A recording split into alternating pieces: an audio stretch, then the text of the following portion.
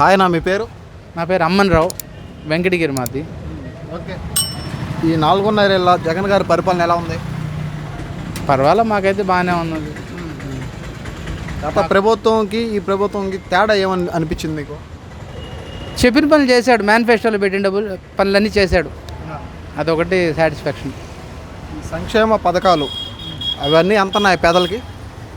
100% కదా. ఇంతకుముందు ఏంటంటే మధ్యలో దళారులు ఉండేవాళ్ళు, ఇప్పుడు ఏం లేదు, వేసింది ఖచ్చితంగా వస్తూ ఉంది, వాళ్ళకి అందుతూ ఉంది. అది రూపాయి వేసినా 10 రూపాయలు వేసినా డైరెక్ట్ బటన్ నొక్కడం అకౌంట్కి పడుతూ ఉంది, కాబట్టి మధ్యలో దళారీ వ్యవస్థ లేదు. అదేవిధంగా చంద్రబాబు నాయుడు గారు ఏమంటున్నారంటే జగన్మోహన్ రెడ్డి పేదల డబ్బు దోచుకుంటున్నాడు అని చెప్పేసి అంటున్నాడు.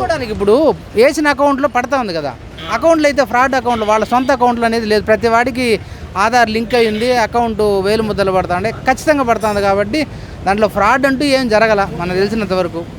ఇంకా పై స్థాయిలో ఏమైనా జరుగుంటే అది ఏదైనా చంద్రబాబు నాయుడు పేరెళ్ళు ఏమైనా జరిగినామో తెలియదు, కానీ ఈయన పేరెళ్ళు అయితే జరగల. చంద్రబాబు నాయుడు గారు జగన్మోహన్ రెడ్డి గారు ఇద్దరిలో ప్రజల నాయకుడు ఎవరు? 100% జగనే. 100%. ఎందుకని? ఎందుకంటే జనాభాకి అందుబాటులో ఉన్నాడు కదా. మామూలుగా వాలంటీర్ వ్యవస్థను పెట్టిన దానివల్ల జనాభాకి అందుబాటులోకి ఉన్నాడు.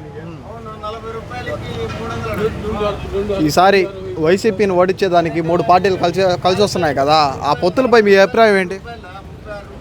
పొత్తులు పెట్టుకోకముందాక బీజేపీ మీద మంచి అభిప్రాయం ఉన్నది. ఏదో మాకు రామ మందిరం కట్టించాడు, హిందువులకు కొంచెం అభిమానంగా ఉన్నది. నిన్నటి దాకా వాళ్ళతో వీళ్ళతో కొట్టుకునేసి మళ్ళీ ఈరోజు వాళ్ళు పొత్తులు పెట్టుకునేప్పటికీ మళ్ళీ జగన్కి కొంచెం మెజారిటీ వచ్చింది.